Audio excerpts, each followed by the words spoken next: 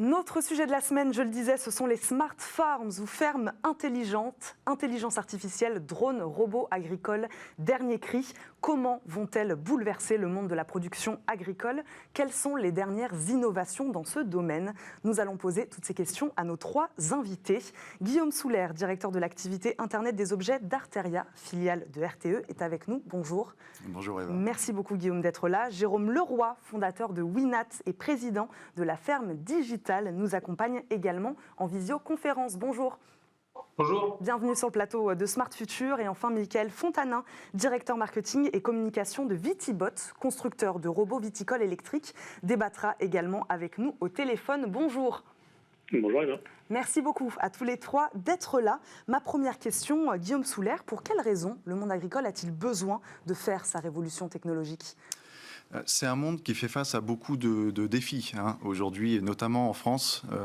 C'est un monde dans lequel, en fait, il y a des problématiques de revenus. Il faut savoir que, par exemple, en 2017, le revenu moyen pour un exploitant, un agriculteur exploitant, c'était 1 390 €, donc ce qui est pas énorme.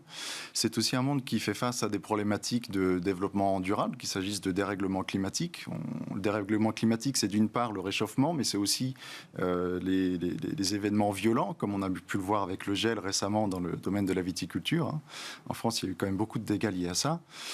Et puis, c'est aussi un monde qui attire de moins en moins le monde de l'agriculture. Petit à petit, on perd de plus en plus d'agriculteurs. C'est parce que c'est aussi un métier qui est très difficile, qui demande d'être très présent, de passer beaucoup de temps. On est déjà face à une pénurie ou pas encore, où on y arrive ? Je pense qu'on peut commencer à parler de pénurie. Dans les 40 dernières années, on a perdu les trois quarts de nos agriculteurs à peu près. Et la courbe, elle n'est pas en train de s'infléchir, elle continue à baisser. Donc il faut quand même fournir des outils à ce monde pour simplifier la tâche et puis pouvoir essayer aussi d'être un petit peu plus attrayant. Jérôme Leroy, vous êtes d'accord avec ce constat ?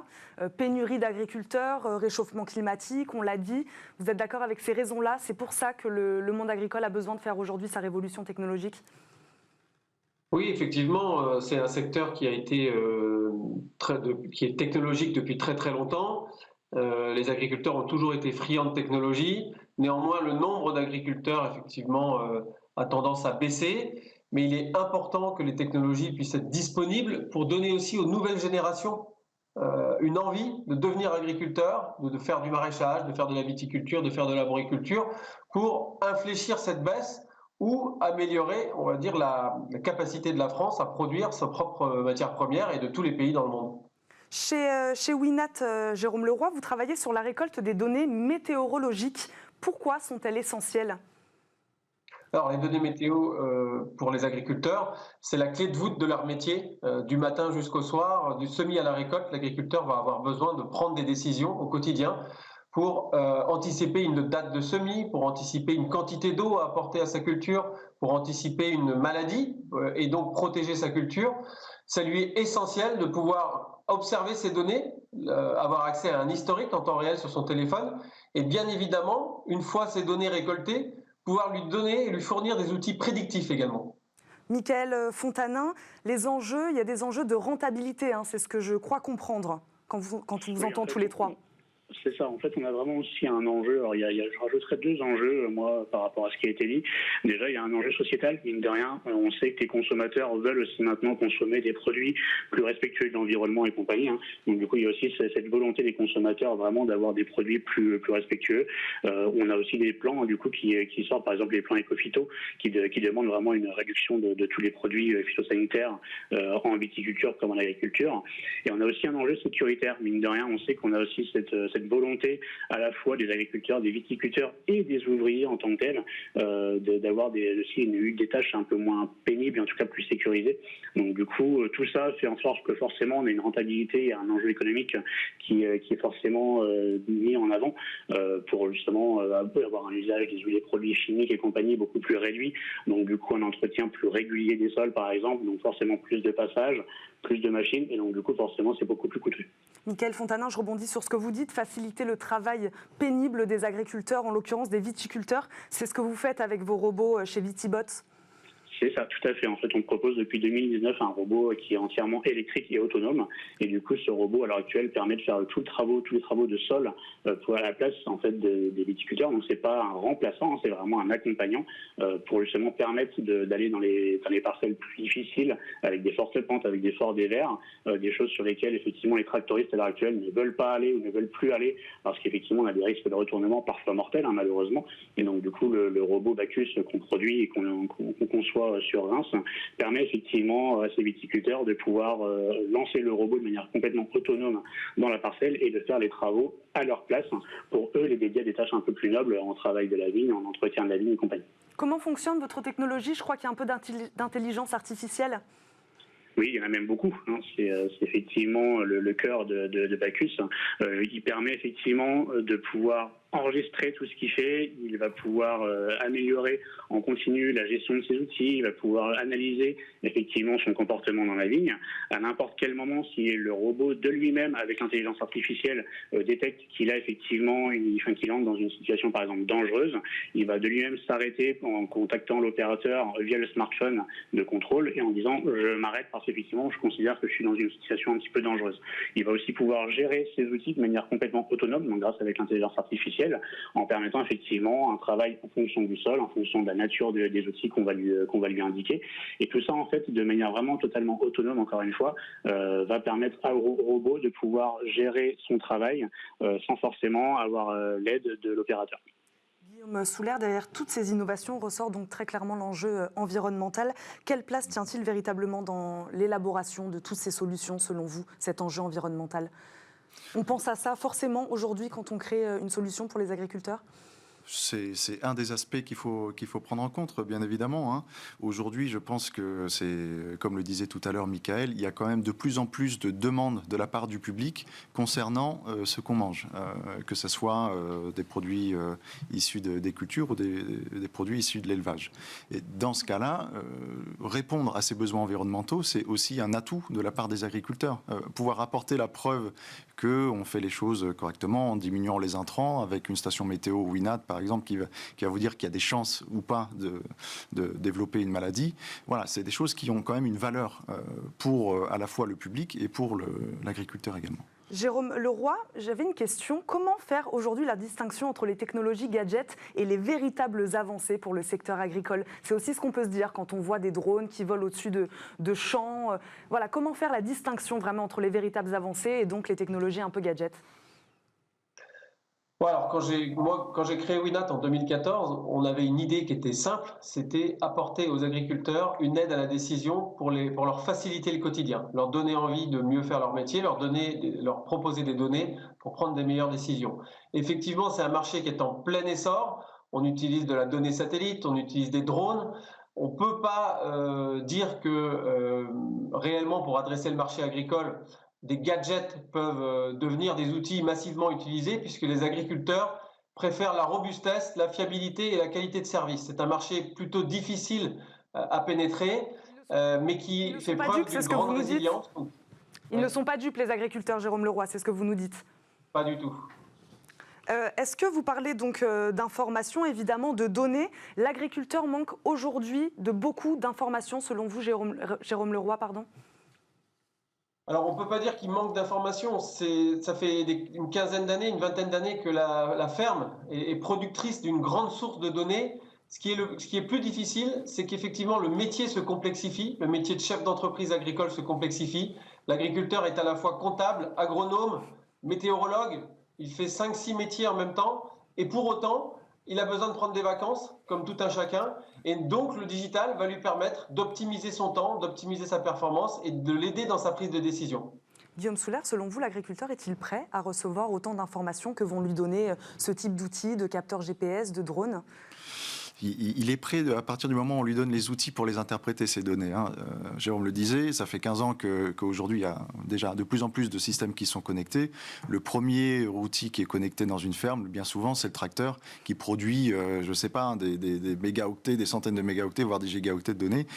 Tout seul, l'agriculteur, il ne peut pas évaluer, utiliser ces données en autonomie. Par contre, ce qu'il existe, c'est de plus en plus d'outils, de plateformes qui, selon l'usage l'usage qui est considéré, vont analyser ces données pour donner des conseils qui sont pertinents. Est-ce que je vais traiter ou pas? Est-ce que je vais arroser ou pas? C'est ça qu'il veut savoir l'agriculteur. C'est pas savoir quel est le pourcentage d'humidité au pourcentage près.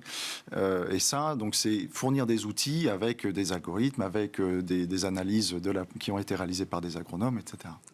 Mais pas pour tout, pour autant.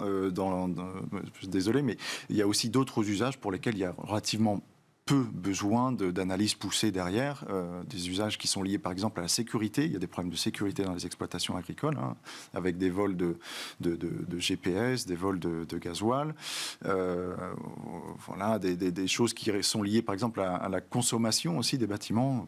Ce n'est pas forcément des choses pour lesquelles il y a beaucoup besoin d'exploitation de données derrière. Michael Fontanin, est-ce que vous aussi, selon vous, il y a peut-être un enjeu de formation? Il faut bien les former, ces agriculteurs, à recevoir toute cette donnée? Bien sûr, oui, il faut bien les former. Le but aussi pour les constructeurs tels que Vitibot, c'est de faire en sorte que l'outil soit le plus simple possible. Encore une fois, maintenant, les exploitants ont de plus en plus d'informations, de plus en plus d'outils à leur disposition. Et en fait, le but d'un constructeur tel que nous, c'est de faire en sorte vraiment qu'on forme les personnes, mais que l'outil déjà de base soit très très simple à utiliser. Nous, de notre côté, par exemple, on fait une formation de 2 jours pour tous les tractoristes, pour des opérateurs, qui utilisent le robot. Par contre, effectivement, quand on reçoit une personne dans l'usine, par exemple, ou quand la personne vient nous voir dans les vignes parce qu'il a vu le robot tourner et qu'il a été un petit peu curieux, on lui montre effectivement comment ça fonctionne. Et en fait, c'est très très simple. On est vraiment sur quelque chose où on a imaginé le produit et ses moyens de contrôle de manière très intuitive. Vous avez le smartphone de contrôle dans la main, vous avez un slider pour avancer, un slider pour tourner, 2-3 autres contrôles effectivement pour les outils, mais c'est tout. En fait, la manipulation de l'outil en tant que tel est déjà très très simple. Et après, une fois qu'il est parti de toute façon dans son mode autonome, là pour le coup, on est sur quelque chose qui est encore forcément plus simple puisque c'est le robot qui gère tout seul. On a aussi un accompagnement forcément avec le service client qui fait que du coup, de toute façon, nous, on essaye d'être vraiment avant-gardiste sur tout ça et de faire en sorte qu'on soit averti avant même le viticulteur ou l'agriculteur, par exemple, d'un problème, que le robot, effectivement, nous avertisse en temps réel. Et du coup, on prend la main sur la machine et on essaye de résoudre tout ça avant même que la personne, effectivement, s'aperçoive qu'il a pu y avoir un souci. Donc, du coup, on essaye vraiment d'accompagner au maximum l'exploitant et de faire en sorte vraiment que l'outil soit le plus simple possible. Guillaume Soulard, on va aussi aborder une question. Pour faire fonctionner tous ces objets connectés, il faut un territoire connecté. Et c'est là que vous entrez en jeu, vous aussi, avec Arteria. Expliquez-nous. Effectivement, oui. Alors, Arteria, c'est une filiale de RTE, le réseau de transport d'électricité, qui est spécialisé dans l'aménagement numérique des territoires et de tous les territoires, notamment les plus ruraux. Parce que, en fait, voilà, pour faire de l'agriculture connectée, il faut des réseaux derrière. Parce qu'une station Winat qui produit de la donnée ou un réseau, un robot Vitibot, je pense aussi qu'il y a beaucoup de données qui est produit derrière. L'idéal, c'est de faire remonter cette donnée pour éventuellement voilà, les afficher sur une application, sur un tableau de bord, etc. Et nous, notre métier, c'est avant tout d'être opérateur de ces territoires voilà, un petit peu plus ruraux qui sont souvent délaissés par les opérateurs classiques. On parle beaucoup de zones blanches. Tout à fait. Les zones blanches dans la 3G, 4G, ça existe, mais pas que dans ces technologies-là. Le très haut débit, quand il faut accéder à des outils d'aide à la décision, il faut un Internet haut débit. Et puis, pour connecter les objets, voilà, souvent avec donc des réseaux bas débit, puisque nous, on est spécialisé dans les réseaux bas débit sur la partie IoT, il faut aussi déployer des antennes qui vont être en capacité de communiquer avec ces objets qui souvent fonctionnent par pile. C'est aussi l'intérêt de ces nouveaux réseaux-là. Je rebondis sur ce que vous dites. Vous déployez déjà des antennes 5G. Vous parliez de la 3G, de la 4G. Est-ce que vous déployez déjà des antennes 5G chez Arteria? On regarde avec attention le marché de la 5G. Aujourd'hui, pour ces territoires-là, l'équation économique et puis même en termes d'usage n'est pas tout à fait là encore. Puisque même par rapport à un site 3G, 4G, les technologies dont on parle, bas débit, nous on s'appuie sur le LoRa, mais voilà, le concurrent le plus connu c'est Sigfox, c'est des technologies qui coûtent relativement peu à déployer. Il y a peut-être un facteur 10 dans les coûts de déploiement.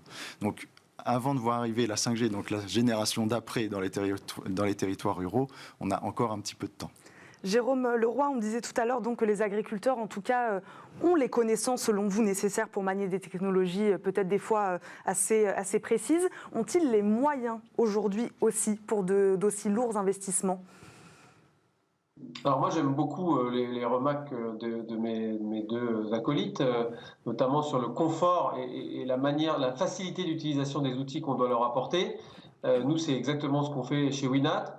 Je pense qu'il y a un sujet d'accessibilité, effectivement, des technologies pour les agriculteurs. Je pense que l'agriculture, notamment pour les aléas climatiques, pour les agroéquipements, on a vu que le plan France Relance a quand même permis d'aider les agriculteurs à s'équiper d'outils permettant de lutter contre les aléas climatiques ou encore de moderniser leur parc machine. Pour un agriculteur qui a un projet et qui a une vision, je pense que ce n'est pas aujourd'hui un sujet de pouvoir investir pour les 10 prochaines années dans les bonnes technologies en se servant de ces réseaux de conseil qui l'aident à prendre le bon choix en fonction de sa terre, en fonction de son sol, en fonction de son objectif de rendement, en fonction de ses clients potentiels qui ont aussi eux-mêmes des attentes. Michaël Fontanin, vous êtes d'accord avec ça? L'agriculteur reçoit de toute manière plutôt positivement la technologie, peu importe si elle a un coût élevé, parce qu'il sait qu'il en a besoin, c'est un investissement pour l'avenir?